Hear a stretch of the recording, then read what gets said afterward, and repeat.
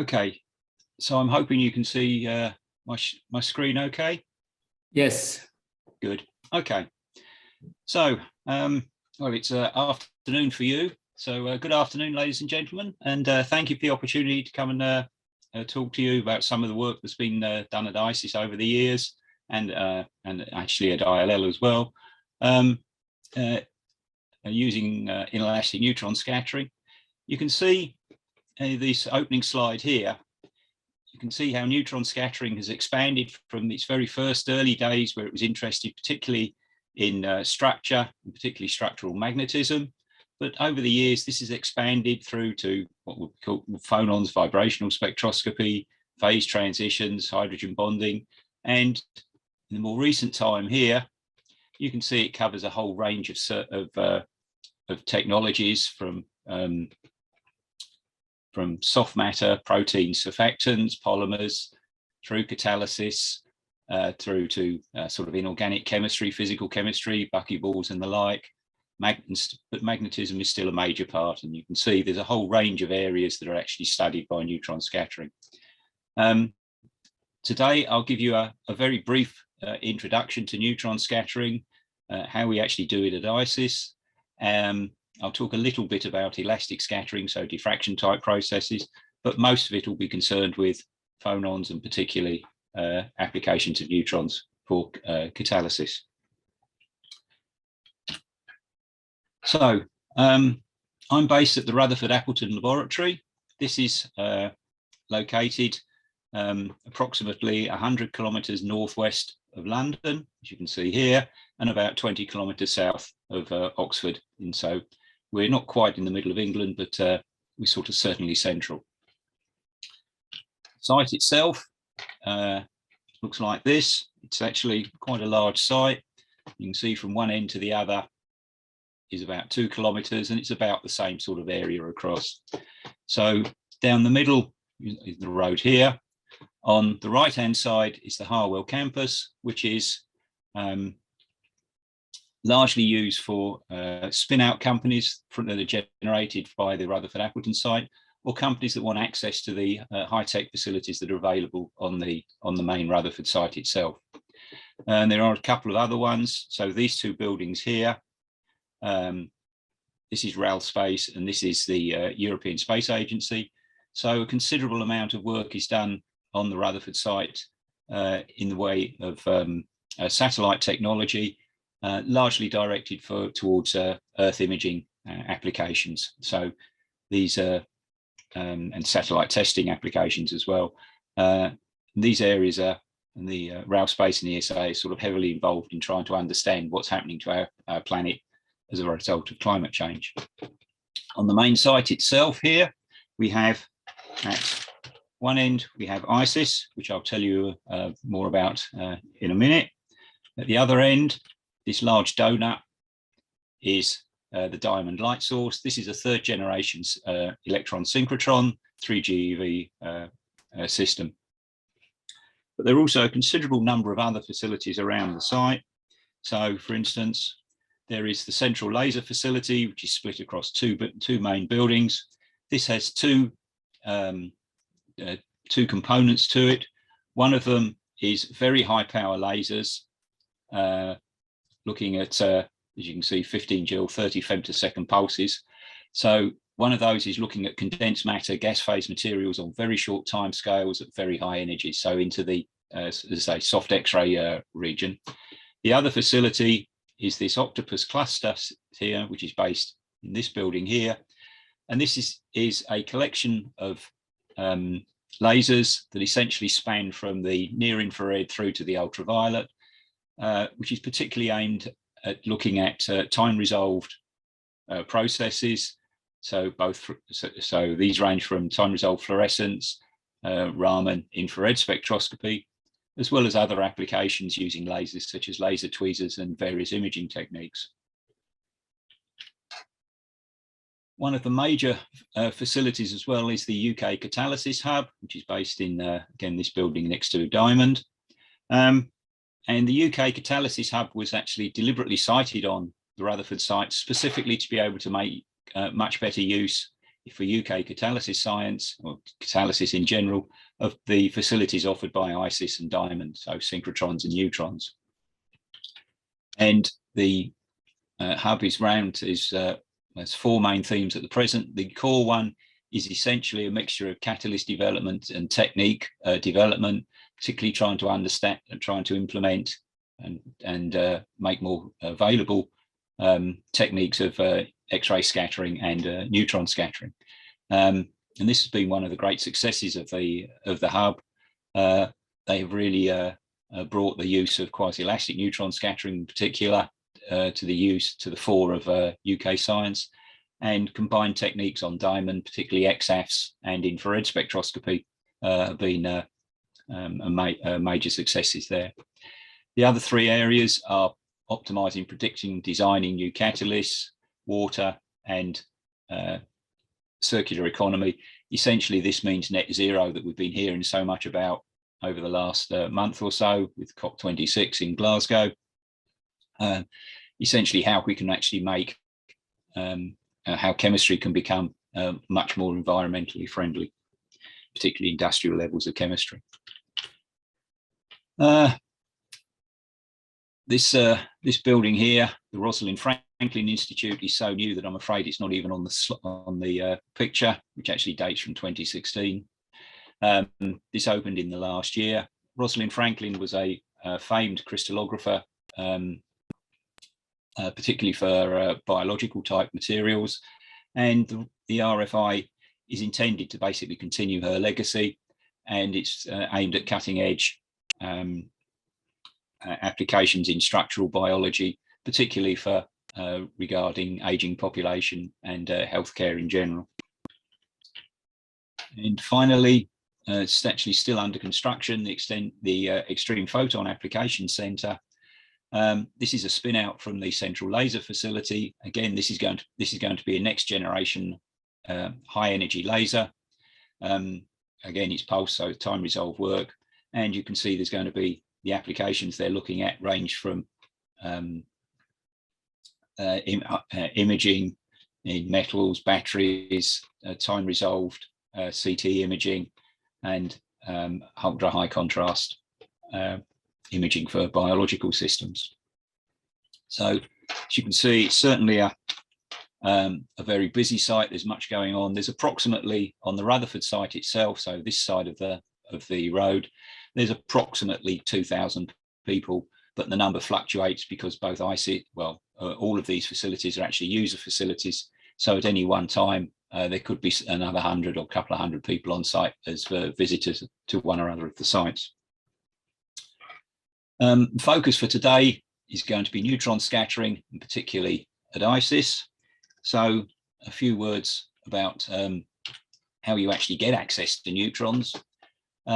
Most facilities actually make it as simple as possible to actually get access to it. Although the facilities themselves are relatively rare, they do work very hard to try and make it easy for people. So all the major facilities operate are free at the point of use, which means that you don't pay for beam time.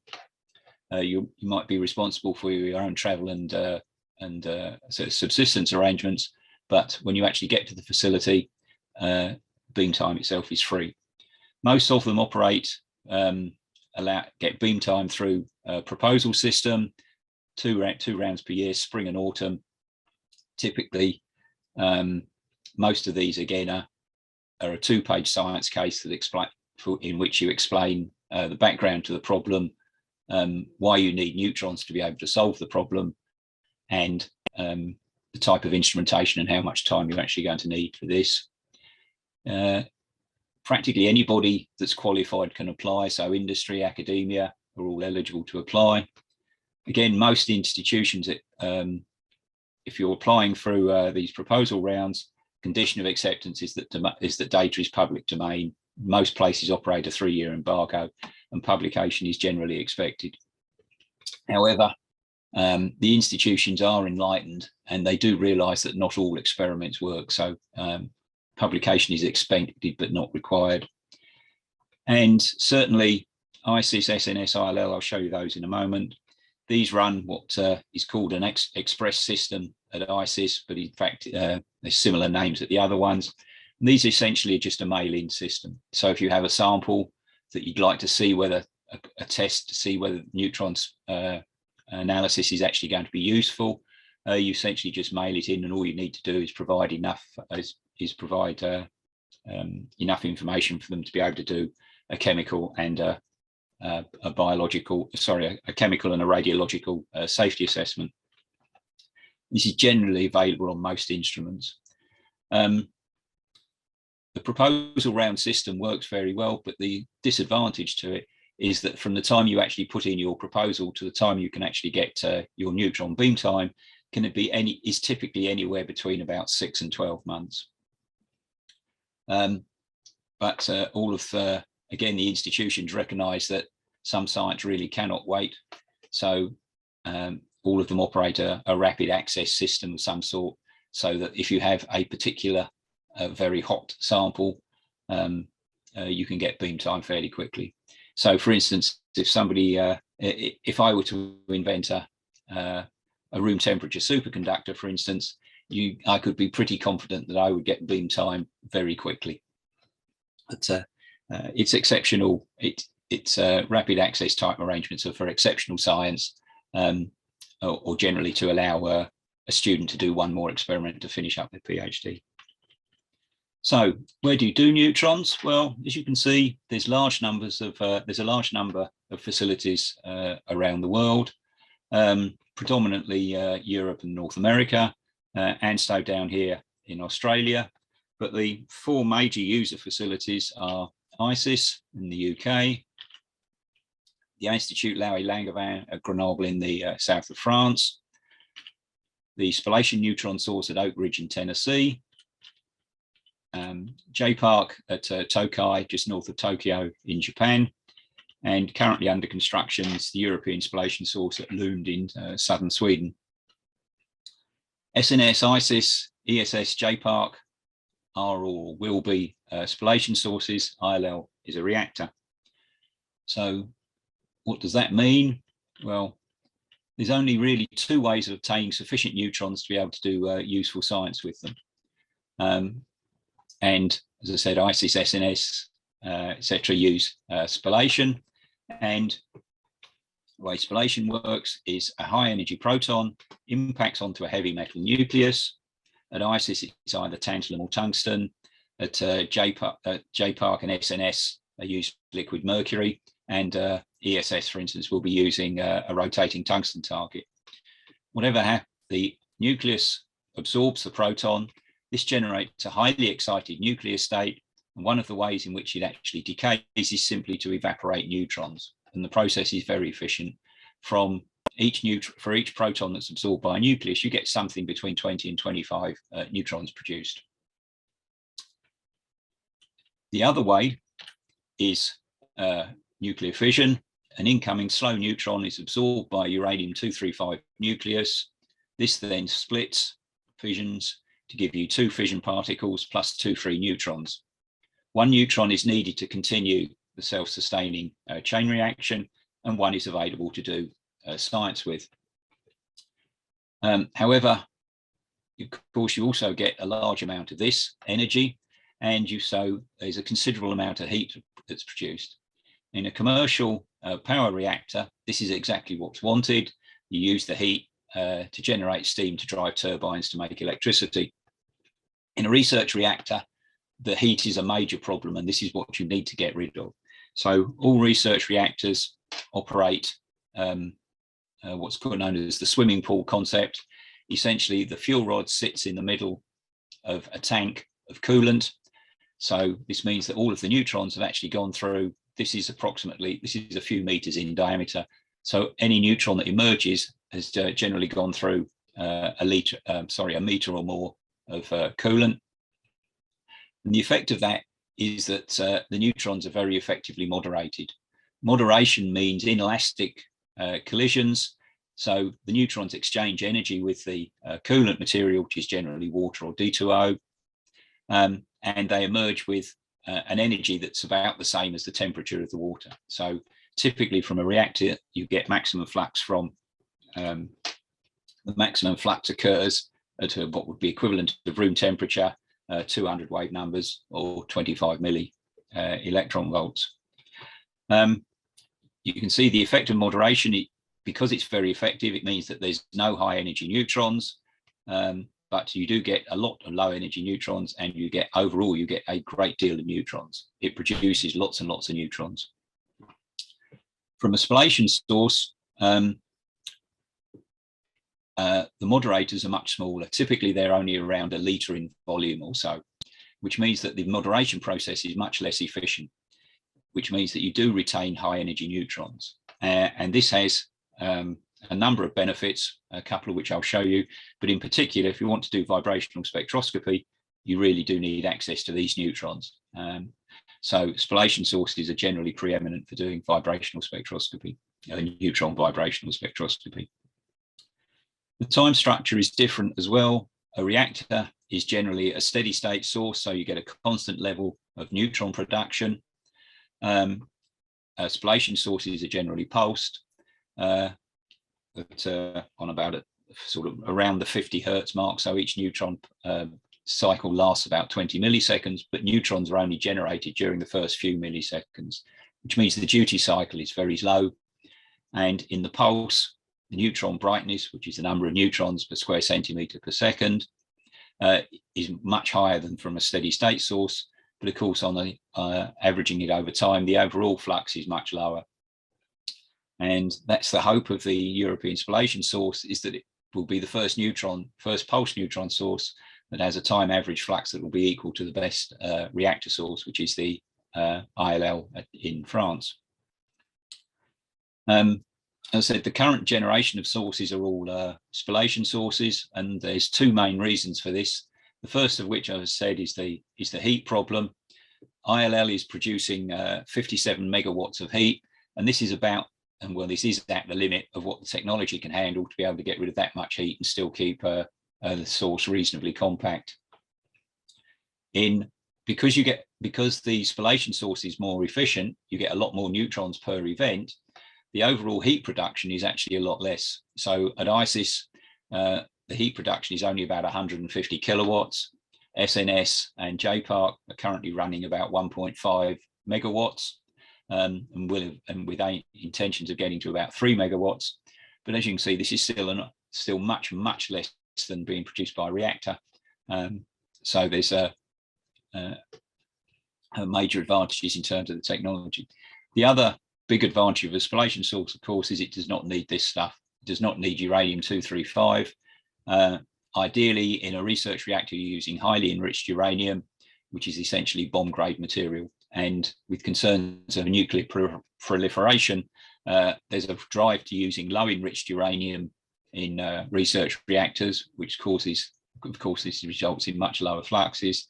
Although the current generation after that is starting to get around this problem, but there's still a problem that you need enriched uranium. And this is a major disincentive for future reactor sources.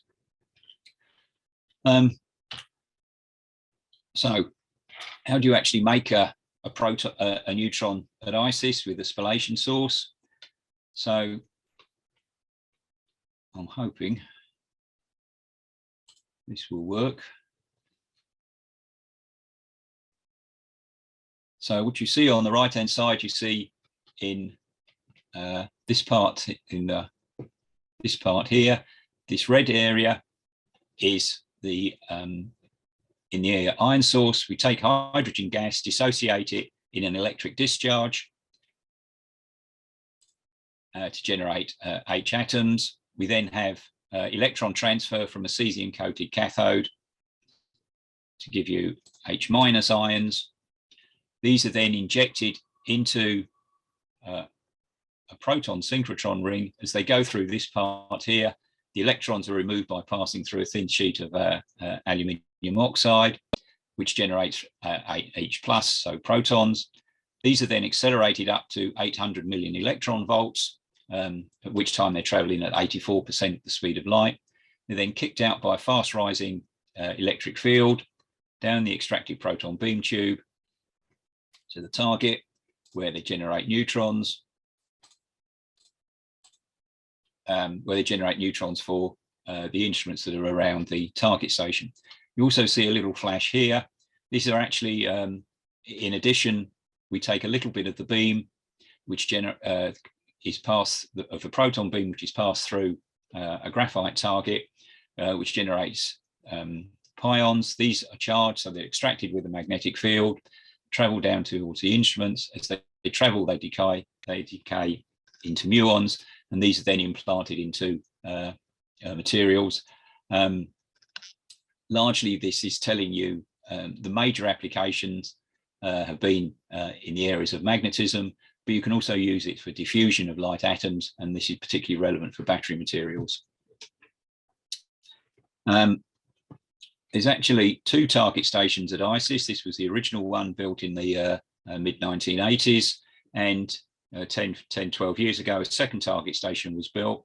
And what you see from the graphic is you see 4 pulses actually go to the target station 1, and a 5th one goes to target station 2. So target station 2 is actually receiving 1 pulse of neutrons every 100 milliseconds. And what this enables you to do is longer wavelength, lower energy, longer timescale studies, particularly in the areas which is particularly used for soft matter material and particularly some forms of magnetism as well. You can see there's the instruments are actually clustered around the source, like radiating out from it like spokes from the hub of a wheel. And this is a sort of major difference between the arrangement of a synchrotron, of an electron synchrotron, and a neutron source. An electron synchrotron, radiation is emitted tangentially to the ring when you bend the electron beam. So the instruments are all around the circumference. With all neutron sources have this sort of hub and spoke arrangement for the instruments. Let me just remind you about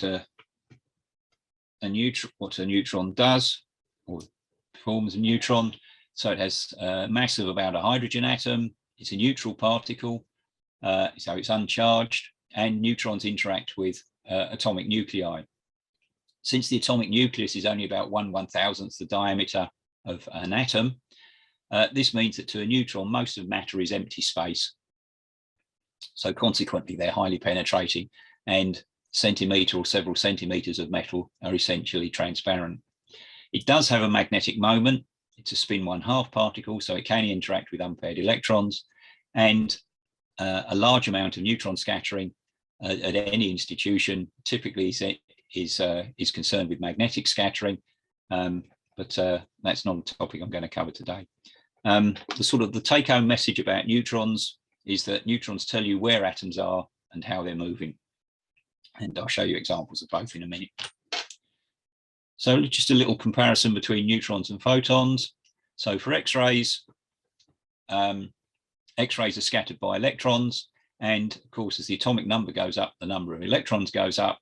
So this means that heavy elements scatter extremely well, light atoms scatter relatively poorly. With neutrons, that's not the case. The scattering cross-section does increase as you go up in atomic number, but it's certainly not monotonic.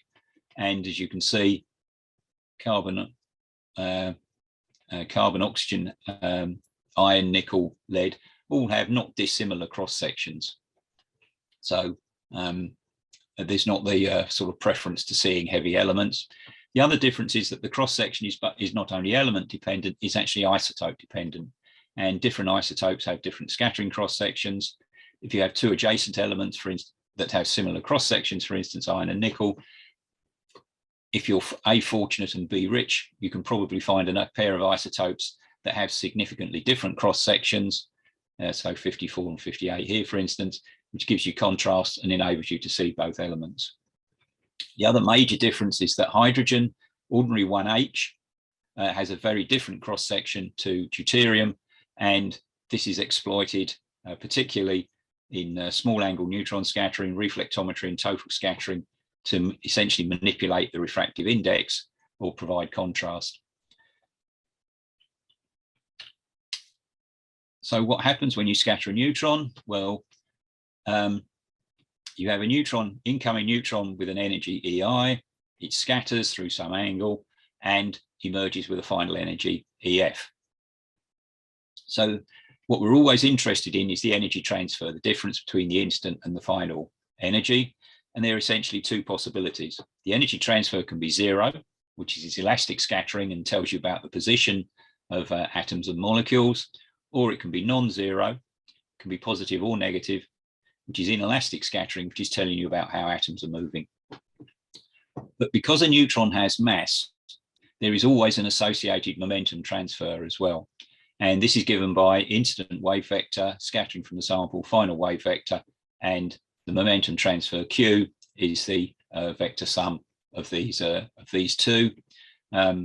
Wave vector is simply 2 pi over the incident wavelength. This is, so in any scattering event, Q is always non-zero. The energy transfer can be zero or can be non-zero. So for, if we look just briefly at the case of elastic scattering, i.e. zero energy transfer, why would you want to use neutrons for this? So for instance, for structural work, X-ray scattering is extremely well established, used. But neutrons do offer some unique possibilities. So because the scattering is by the atomic nucleus, you can see hydrogen or deuterium in materials. And if you need to, even in organic materials, carbon, hydrogen, nitrogen, oxygen, nitrogen, hydrogen distances, for instance, as measured by X-rays, always underestimate the true distance because it's being scattered by the electrons, and the electron density is not in, because the hydrogen is bonded to the other atom, the maximum in the electron density is shifted towards the heavier atom. So the actual distance that you measure is actually slightly underestimated. Because neutrons scatter from the nuclei, you see the positions exactly. Light atoms in the presence of heavy ones, I've alluded to this. So for instance, if you had lead hydride, with X-rays, all you would see is lead. With neutrons, you would see both the lead and the hydrogen. But this is becoming increasingly important. So hydrogen has been the atom that's been traditionally studied. So there was a lot of work some time ago looking at hydrogen in metal systems, which were the choice of batteries before the lithium-ion batteries came along.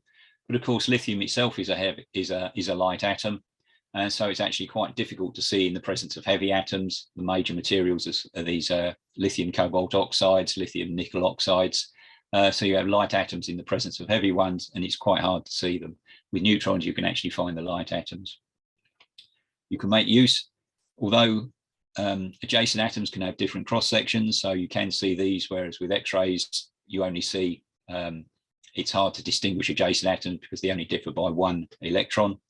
And because we're scattering from nuclei, we actually get more accurate atomic positions and thermal parameters. So just a couple of examples in catalysis where we're actually making use of this. So this aluminium phosphate gives this sort of zeolitic-like channel structure, and by engineering it, you can actually get the methyl groups actually attached to the aluminium. And what the neutron scattering shows is that these actually project into the channels. So you actually see where the hydrogens are, where they're located in here, into the channels, which gives you a means of saying, of trying to tailor properties for the ALPO. This rather messy looking thing is actually benzene in the channels of sodium Y zeolite.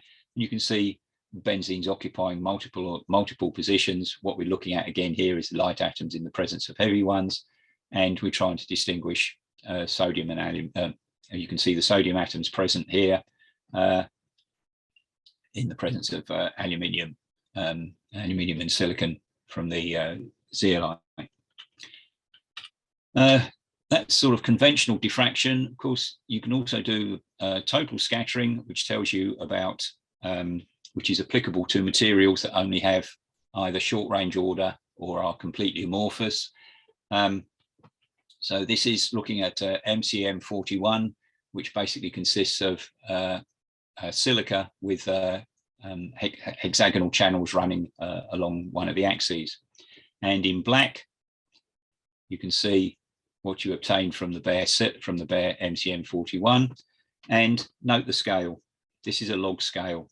And you can only get this sort of range by using a spallation source, because you need the high energy neutrons to give you the atomic information down at this end. So you can see it's a silica, so you have silicon oxygen and you have oxygen-oxygen distances, and this pattern down here is telling you about the pore structure, the size of the pores that are present in the material. If you absorb nitrogen into this, ordinary dinitrogen N2, what you see is a large peak grow in corresponding to nitrogen-nitrogen distance in dinitrogen. But what you can see is you've also modified, you can see there's actually shifts, small shifts in some of these other peaks, the silicon oxygen, the oxygen-oxygen. So it's saying that, and also in the mesostructure down here, so what this is telling you is that absorption of nitrogen is not a simply additive process. It's interacting with the silica, and the structure is changing. It's flexing, it's moving a little bit to accommodate the nitrogen. And you can see as you add more nitrogen in, this actually goes a bit further as well. You can also use this total scattering approach to try and understand what's on the present surface of a catalyst. This is hydrogen on rainy nickel. And you see, again, because we have, although it's only shown to 10 angstroms, we do actually have data out well beyond 20 angstrom distance. And again, that's only feasible because we have high energy neutrons available. If we look in the close up on this left edge, we can see there's a peak at about 1.7 angstroms, and this corresponds to the nickel hydrogen distance of the hydrogen on the surface of the catalyst. So we can directly measure the structure for simple, at least simple materials with total scattering for a catalyst. But for the rest of this talk, I'm going to talk about inelastic neutron scattering. So what does this mean? Well, this covers a large range in energy. So at the very lowest energy, essentially zero energy transfer, we have quasi-elastic scattering. And my colleague Mona Sartre will be telling you something about that tomorrow. This and the energies involved would correspond to the microwave region of the electromagnetic spectrum. At higher energy transfer, the energies would correspond to the mid-infrared region of the electromagnetic, and this is the region for vibrational spectroscopy, which is what I should be talking about for the rest of this session. And at higher energies in the vacuum ultraviolet soft X-ray region is the region for deep inelastic neutron scattering, tells you about atomic momentum distributions. But the focus for today is going to be here in the middle. So why do you want to use inelastic neutron scattering or neutron vibrational spectroscopy? Well, particularly as infrared and Raman instruments are relatively common, and there's many of them around. There's something like only about 20, 30 neutron scattering, inelastic neutron scattering instruments on the entire planet. But there are considerable advantages to using neutrons. So this is polyethylene. You can see the Raman spectrum, infrared spectrum, and you can see that the INS is essentially the sum of both of these. And the reason for that, so it's complementary. One of the key factors is that there are no selection rules. So all the modes are allowed. Polyethylene is actually centrosymmetric. So modes you see in the Raman, you don't see in the infrared, which you can see here. So these ones are strong and this is absent here, and vice versa. But with no selection rules, you see everything. And you can even see modes that you don't actually really see at all in the infrared Raman. These ones down here, for instance, they're methylene wagging modes. And you also get all the way down to zero energy transfer. You get that for free. Certainly it's possible to get down to those sorts of energy transfers with infrared and Raman spectroscopy, but basically the further you want to go to the left of these, the more difficult and more expensive it actually gets to do so. In neutrons, you get that energy region for free. The intensities are actually straightforward to calculate as well. So what we actually measure is S of Q and omega, and this is given by the momentum transfer, which we defined earlier on the scattering slide. multiplied by u squared of omega. U of omega is the amplitude of motion of the atoms in the vibrational mode, and it's damped by this exponential factor, which is a Debye-Waller factor, and this is a sum over all of the vibrational modes. Because these low energy modes are populated at room temperature, this is large at room temperature, so typically we measure inelastic neutron scattering spectra below 20 Kelvin. And the other factor is this sigma, which is the incoherent scattering cross section. But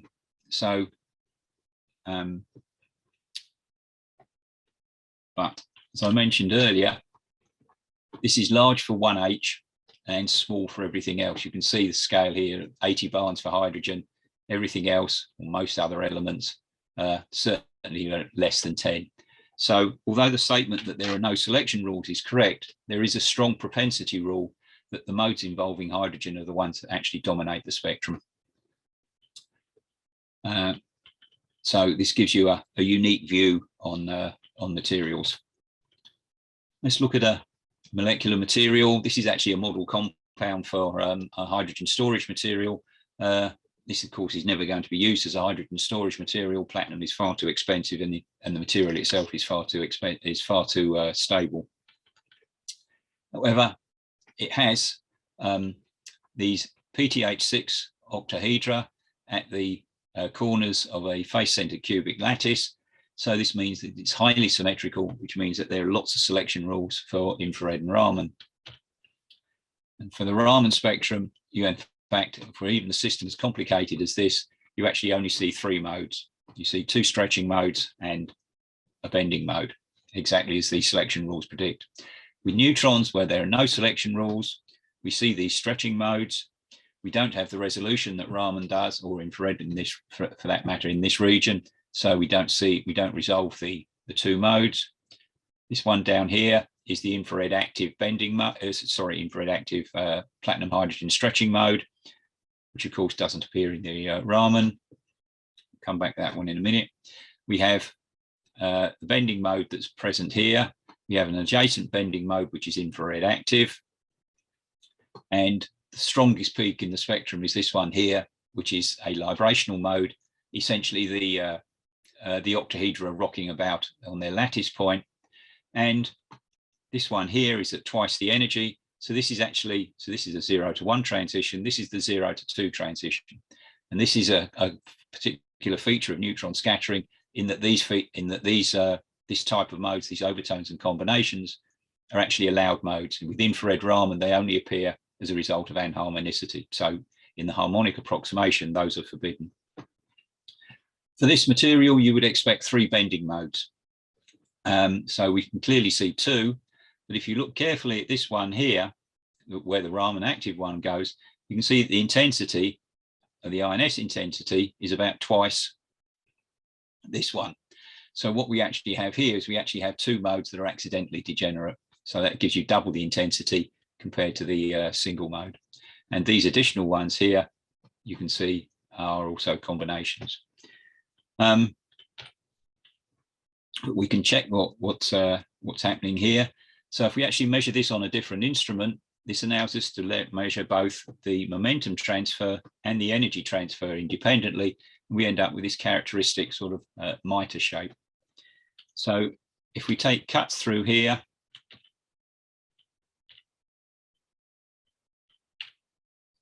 at those 4 positions, what do we expect to see? The actual more general form of the scattering law, SQ and omega, actually involves this term in N. So as I said, overtones and combinations are allowed transitions, and that's reflected in this N, where N equals 1 is the fundamental, N equals 2 overtones and combinations. If we differentiate this, what we find is that the maximum is given by N equals Q squared, U squared total. U squared total is a fundamental property of the molecule. It's a sum over the vibrational modes. So these are going to be independent. So this is a particular property of the molecule. So as N increases, the only thing that can happen is that means that Q squared must increase. So the maximum value shifts to higher Q. So if we look at those 4 transitions, what we see is one at about 6.5 maximum. The next one along at 1185 or so is at just over 9, which is about √2 larger than these n=1 transition. So it means this is an n=2 transition, and it confirms that this is actually an overtone. It's actually a combination. You can see here, if you add these 2 numbers together, you end up with this one. So this mode here is actually a combination of the librational mode plus the bending mode. This last one actually has a maximum in Q. It's slightly lower. It's slightly lower than the n=1. Well, you can't have a fraction of a transition, so it must be an n=1 transition, which means U² total has changed. But U² total is a function of the individual molecule. What it actually is, what's happened here? Oh, sorry. That's actually this transition here at 500 wave numbers. And this is actually due to rubidium hydride, which was a starting material for this material. So what we have is a little bit of impurity, but you can actually distinguish this. But this is actually distinguishable because its U² value is actually different from the bulk material as well. So by looking at momentum transfer, you can unambiguously distinguish fundamentals and combinations, which makes assignments more certain, and also gives you information about anharmonicity that's present in the system. Let's move on to some catalyst examples. This is hydrogen in on palladium. Palladium catalysts are widely used as hydrogenation catalysts on both for laboratory and in industrial scale. This is palladium AC is activated carbon, and in black at the bottom we have the bare catalyst. As we add hydrogen to it, we see this peak grow in at about 450, 500 wave numbers. And this is due to the formation of beta palladium hydride, which is a hydrogen in metal system. Hydrogen actually enters the metal lattice. And the vibrational spectra of these are only observable by neutrons. NMR can't detect hydrogen in a conducting metal, and you can't see, and of course, electromagnetic radiation doesn't penetrate, well, certainly in the visible and infrared region, does not penetrate into metals. If we subtract off the support, what we see is the classic sort of beta palladium hydride shape actually growing in. I should add, these are nanoparticulate systems. We're looking at, although it's a fairly high metal loading, these are actually, the dispersion is well controlled, so maximum particle size only about 2-3 nanometers. And in addition, we actually also see some additional peaks here. These actually are at the same position as the carbon, as the CH bending modes on the carbon support. And what we're actually getting is spillover from the catalyst onto the support. So hydrogen is migrating from the support, from the catalyst onto the support and generating CH modes. If we go to the other, so that's what happens at high hydrogen content. If we starve the system of hydrogen, what happens? Well, we looked at a range of catalysts. So this is the activated carbon I just showed you in the previous one after it's being dehydrogenated. What we see is a little bit of residual beta palladium hydride, maybe some peaks in here, maybe not. If we do it for a same thing, but with a different support carbon, this is on carbon black, we clearly see a peak in here and possibly another one in here. If we take this carbon black supported system, heat it to 300, which induces agglomeration of the metal particles, we can actually clearly see we have 2 bands here, plus we actually see an additional one down here at lower energy. This is not beta palladium hydride, the energy is wrong. If we take a pure palladium sample, which is palladium black, do the same thing, dehydrogenate it, what we see is the same 3 peaks that we see on the carbon black 300. We're not the first people to have seen this. This was actually seen by workers at NIST in the USA in the late 80s. And they assigned this spectrum as being these 2 peaks due to hydrogen on the 3-fold sites of palladium, of surface palladium atoms, and this one due to hydrogen where it just moved below the surface. So it's sort of the first step towards making the hydrogen in a metal system. Unfortunately, they couldn't prove it, but we are currently able to calculate this sort of system, and you can see you actually end up with it predicts reasonably well. The calculation predicts reasonably well what we actually see in the data. But they also said that the width of these peaks is probably due to dispersion. It's not just the fact that it's an inhomogeneous system. Dispersion is where you have interaction between neighboring unit cells. We can actually calculate that. And in the bottom, in magenta, you can see what the effect of this is actually to broaden these peaks considerably. And that's due, you can see, if there was no dispersion, these lines would be flat. The fact that there's considerable amounts of bend in them is dispersion in them, which is showing the original assumption all that time ago was correct. And in fact, you can actually see, because of the dispersion in this low energy mode, this feature here is probably actually also real as well. So what happens with hydrogen at low on palladium, at the very lowest hydrogen contents, you have hydrogen in the threefold sites only, which we saw with the carbon black one. As you add a bit more hydrogen, you have both the threefold surface sites plus the first layer as subsurface site populated, which we saw with the carbon black 300 and the palladium black. At a few percent hydrogen, you have this solid solution, which is of hydrogen in the metal, which is alpha palladium hydride. Excuse me, which is alpha palladium hydride. And above a few percent, you generate beta palladium hydride, which is the, as we saw in the high level a few slides ago. But you also generate surface termination is both these threefold sites and also these on top sites, which we were able to see with neutron scattering for the first time. And again, this is a system that could only be seen with neutrons. Related system of hydrogen on platinum. The difference here is that while palladium is a hydrogen sponge, the solubility of hydrogen in platinum is essentially zero. So you only have surface sites populated.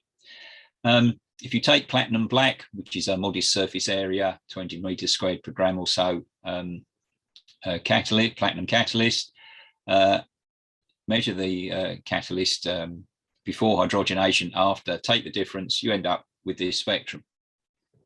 This was actually measured at the ILL on an instrument there. This is not new. This has been seen many times before. This characteristic three-peak structure was seen actually one of the predecessors of the instrument I used on a supported platinum catalyst, and also palladium black at again at NIST. You see this characteristic three-peak structure. This is also present. These are platinum carbon fuel cell catalysts, and again you see the same three peaks, but you also see with a bit more resolution here that you can see there's an additional one on there and an additional one in there.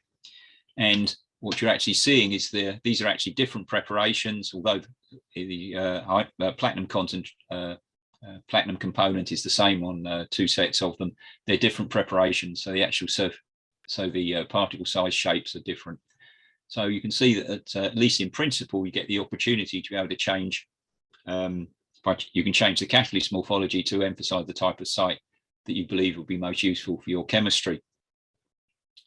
But you would like to know what these particular sites are. And because there's three peaks, or the major components of these three peaks here, the assumption has always been that this is hydrogen on in a threefold site on the surface of platinum. You would normally expect that you would only have two peaks. There's an argument that says there's some sort of interaction that's actually splits one of the degenerate mode to give you three peaks. And that was pretty much where the argument, where this state of assignment was, from all the way from the time of the early work in the from the work in the early 80s up until very recently. Well, a few years back, there was this interesting computational study where these workers actually took a model system, which was a platinum 44 octahedron, and under hydrogen, this is a computational study, they showed that in the presence of hydrogen, this actually restructures. So what's initially only 111 facets actually generates 111 and 100 facets. And this is what it looks like. It's 11 angstroms, i.e. 1.1 nanometers. So it is technically a nanoparticle, just about. And what you see on the surface of it, it's there's 8 core atoms, there's 36 surface platinum atoms, there's 18 on top, which are shown in white, 44 two-fold hydrogens, which are shown in red, 18 three-fold hydrogens in yellow. There's no four-fold ones, which would be in the middle in here, because the platinum hydrogen distance is too long. And there's no subsurface hydrogen, consistent with the solubility of hydrogen in platinum being, as I say, essentially 0. So we calculate this, and you can see we actually end up with really quite remarkable agreement between the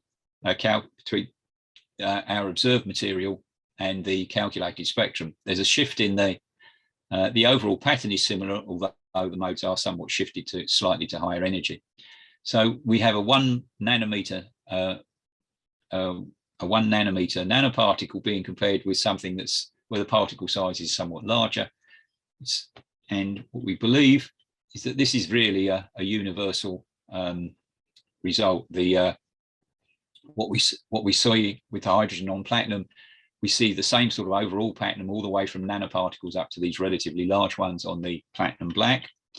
One of the great advantages of neutron scattering is that these calculated spectra can actually be decomposed into components.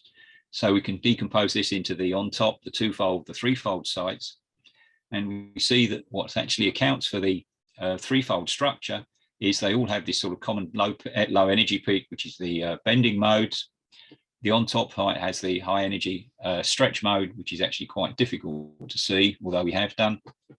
The two-fold bridge has a symmetric stretching mode, an asymmetric one, and the bending mode. And the three-fold bridge has a symmetric stretch and the bending mode. When you sum these, you actually end up with 1, 2, 3, which gives this classic three-peak structure. So the perceived wisdom is wrong. The majority site of adsorbed hydrogen on platinum is not this threefold site. The majority site is actually the twofold site. And because we see this across a whole range of materials, it suggests that the dominance of these twofold bridges is probably correct, is probably the case across all of platinum, across all the platinum catalysts. So this gives you a so this changes the way you have to think about what is actually happening with the catalysis. Okay. One of the other things you can do with INS that's unique to this property is being able to quantify materials that's actually on surfaces of catalysts. So this U squared term in the harmonic approximation is given by this simple expression where mu is the reduced mass, which we could just say is simply CH or OH. And the key thing is that this is purely mechanical. There's no quantum mechanics in this. So this amplitude of motion is actually independent of the nature of the species. So every CH, every aliphatic CH has the same neutron intensity per oscillator as any other, whereas this is not true for infrared or Raman, which depend on the, which have essentially an extinction coefficient in there as well, which depends on the electronic structure of the material.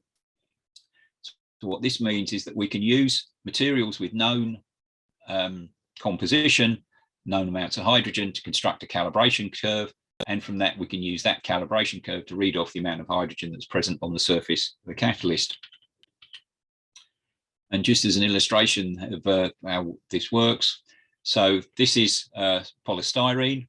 So with polystyrene, you have 3 sp3 CHs and 5 sp2, which means the ratio of these sp3 to sp2 should be 3 to 5, i.e. 0.6, and the measured area is 0.64, so within 10%.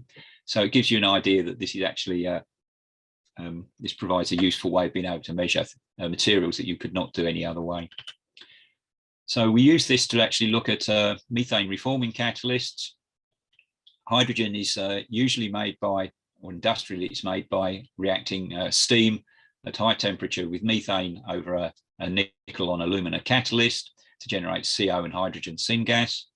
But you can also use CO2 as the oxidant, which generates a somewhat different ratio of CO and hydrogen, which is actually quite advantageous for Fischer-Tropsch synthesis. They use the same catalyst, nickel on alpha alumina, and the way that the catalysts deactivate is coke formation. And this is what we were hoping to do was to try and understand something about the nature of the coke that's present on the catalyst. So at the outset of the project, we said we want to make sure that everything stays the same as much as possible as we vary conditions. So we want a sufficient for alpha alumina support that we can actually do this throughout the entire project. And of course, we ran out of alpha alumina. So we purchased some more material that was nominally the same, and it clearly wasn't. So with our first batch of alpha alumina, we had this spectrum generated when we tried doing CO2 dry reforming. We have a large OH peak and some CH. The one in blue is just the background before reaction, so you can see there's nothing present. And the type of carbon that we produce is amorphous. When we change to our second support, the type of carbon that's produced is actually filamentous, so we have a different type of structure. And you can see the spectrum's completely changed. We're not seeing any OHs produced, and we're only just about seeing a CH peak.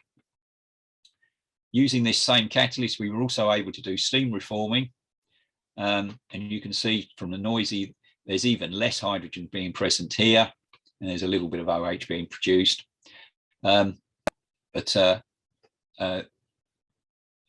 So you can see that the nature of the surface species depends not only on the reaction conditions, whether you're doing dry reforming or steam reforming, but also on the nature of the catalyst preparation for materials that are nominally the same.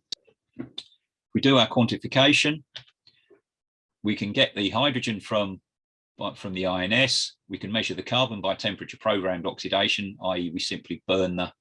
we basically burn the material and measure the amount of CO2 produced. And this gives us a hydrogen CH hydrogen ratio. And you can see that as we go left to right, as you sort of naively might expect from looking at the sort of signal to noise levels, the hydrogen content decreases dramatically. So these catalysts are extremely efficient at cycling hydrogen and much less efficient at cycling carbon, which is why you actually end up with the carbon buildup and the eventual deactivation. Final topic is a quick look at the methanol to hydrocarbon reaction. This was a PhD project for Andrea and Alex. It was sponsored by Johnson Matthey Industrial Company, collaboration with Russell Howe, and one of the participants was Suwar Daryanto, or Antok, from Yemba, who was a postdoc with Russell during the project. What's methanol to hydrocarbons? Basically what it says on the tin. You take methanol, you pass it into a zeolite, usually ZSM5, at about 350 degrees C, and out comes a mixture of light olefins, predominantly propane butenes with some ethylene, and a mixture of methylated aromatics, mostly methylated benzenes, methylated naphthalenes, which is basically high octane gasoline. This is proposed to go by, the mechanism believed is proposed by a hydrocarbon pool. Essentially, the pores of the reactor of the zeolite act as microreactors for a series of reactions, convert methanol into these materials. So we did actually, as I say, we looked at this with neutrons. Typically for a laboratory reaction, if you're using a microreactor to look at a reaction, you'd use somewhere between 10 and 100 milligrams as catalyst. For neutrons, we need 10 grams, so somewhere between 100 and 1,000 times more catalyst. And to be able to generate these sorts of large samples, we've developed the necessary hardware. So this complicated looking arrangement here is essentially four gas inlets, goes into a mixing system through mass flow controllers and into the cell, which you can see in close up here, flows through the cell and analysed by a mass spec and a gas chromatograph on the exit line. The tub here is the furnace, which is raised to enable us to do reactions at anything up to 500 centigrade at least. Methanol to hydrocarbons produces the olefins, it produces the aromatics, and it also produces water.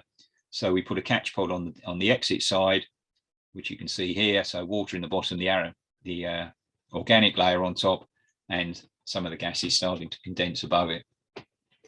We can analyze the catch pot, and it shows, as expected, methylated, largely methylated benzenes. And what you see is this sort of typical trace with time. So the crucial one is this light blue one here, turquoise one. We can see as time goes off, this is methanol, this is the mass spec trace of methanol, and you can see as time goes on, this progressively increases. You can see essentially we have 100% conversion initially, and then it starts to drop off. But even after 100 hours, we are still seeing 50% conversion. And this is mirrored in the products. These top two are olefins. We get steady state production. Again, they tail off. This black one is aromatics. Again, we see the fall off with deactivation. So our catalyst is starting to be deactivated, but even at this time, it's still actually still working. And consistent with that, we see the amount of volume of liquid that's being produced drop off. So we looked at the INS spectra after we'd reacted these things at 300 to 3 different temperatures and for different times. So at 2 hours, basically those spectra are uninterpretable. There's not enough detail in there to be able to say what's going on. And this is reasonable because at these short times, the hydrocarbon pool is still being established, and the content and the what's actually present varies considerably. So and there's only relatively small amounts of them. At longer time, into all 3 temperatures, we end up with essentially the same spectrum. We end up with something that's relatively well defined. We can see distinct peaks in here, the present. And what this is the fingerprint of the hydrocarbon pool. This is what's actually doing the magic. This is where the chemistry is going on. It's all very well having this, but you would also actually like to understand what each of these peaks actually means, or the species that's present. So to do that, we looked at a whole range of materials that might be present in the hydrocarbon pool. So all of the methylated benzenes, from benzene itself to hexamethyl benzene, plus a range of polycyclic aromatics, some partially methylated polycyclic aromatics. So what we were expecting in INS spectroscopy, one of the strongest bands is usually the methyl torsion, as the methyl group sort of oscillates about the CC bond. What we find from our model compound studies is that the torsion transition energy is actually dependent on both its intramolecular environment, i.e. how many methyl groups are actually present. So the transition for toluene is actually different from hexamethyl benzene, for instance, and the intermolecular environment. So what's actually around it actually has a surprisingly large influence. And you can see this because some of these have different crystal structures and the methyl torsion has changed considerably. So what we find is that unexpectedly it was not helpful, and experiments do not always work. Go to something a bit more positive. This is methylated benzene, so toluene at the top and hexamethyl benzene at the bottom. And you can see where the dashed lines are. There's 2 peaks that appear, but they're only really visible from H onwards. And this is the tetramethyl. These are the 3 tetramethyl benzenes, pentamethyl, hexamethyl benzene. If we just literally sum the tetra, penta, and hexamethyl benzenes, what we end up with is the spectrum in blue, comparing it to the one in red. And in particular, what we see is these 2 peaks here match very well. And so what we're seeing in this part, at least, is actually due to these highly methylated benzene species present in the material. If we do something similar for the polycyclic aromatics, we have a strong peak at here at about 1150 wave numbers. If we do the same thing, we sum them and compare, what we see is it explains this major peak in the middle. So this one's clearly due to the aromatics. We were also able to generate a